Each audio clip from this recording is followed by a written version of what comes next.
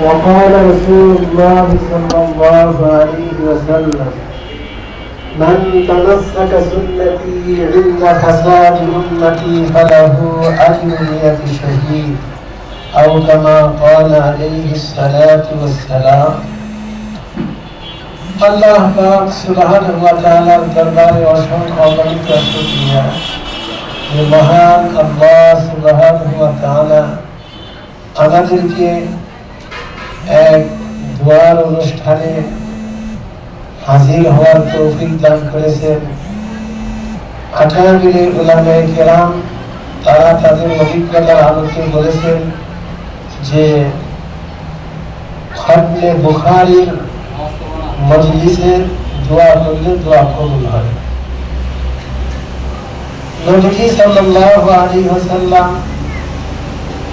কিছু কিছু স্থানের কথা জায়গার কথা উল্লেখ করেছেন যে সমস্ত জায়গায় দোয়া করলে দোয়া কবুল হয়। যেমন আল্লাহ তাআলার ঘর কাবা শরীফ দেখা মাত্র যে দোয়া করবে, আমরা যখন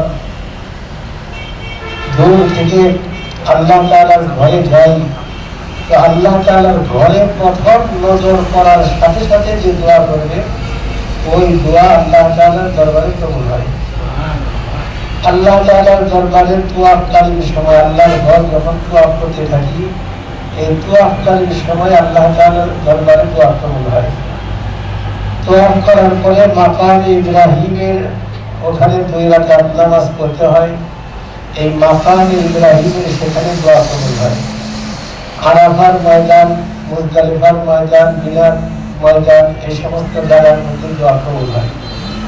এইভাবে কিছু কিছু সময় আছে সেখানে দোয়া কবুল হয়।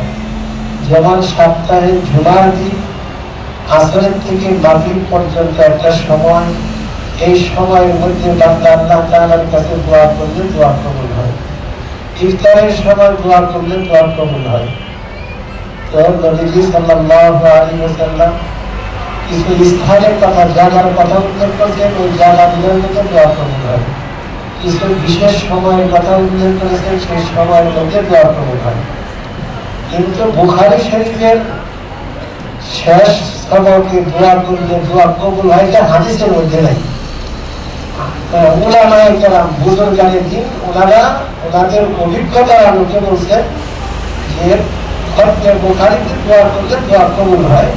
এটা উলামায়ে কেরামের অভিজ্ঞতা।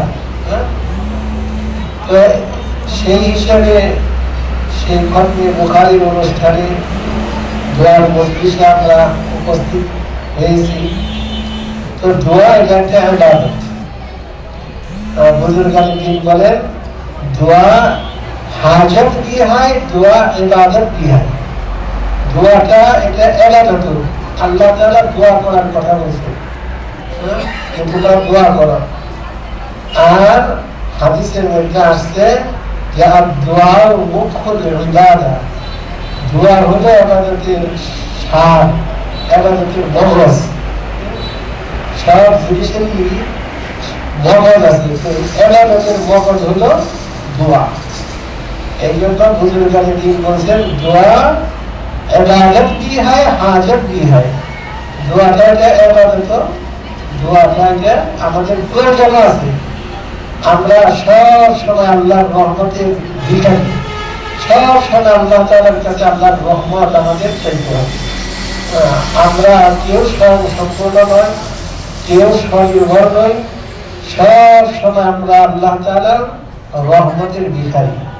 এমনকি কেউ যদি জন্মের পরে থেকে যে একবারে মৃত্যু পর্যন্ত সারাটা জীবন ইবাদতে কাটায়, অধিক পরিমাণে ইবাদত করে, তারপরেও সে ইবাদতের জোরে ইবাদতের শক্তিতে জান্নাতে প্রবেশ করতে পারবে না। মানে সেও আল্লাহর রহমতের উসিলায় জান্নাতে প্রবেশ করবে। এই জন্য আমরা সর্বদা আল্লাহ তাআলার রহমতের ভিখারি। এই জন্য আমরা সবসময় দোয়া করি, বিশেষ করে শেষ রাতে আল্লাহ তাআলার দরবারে দোয়া কবুল হয়।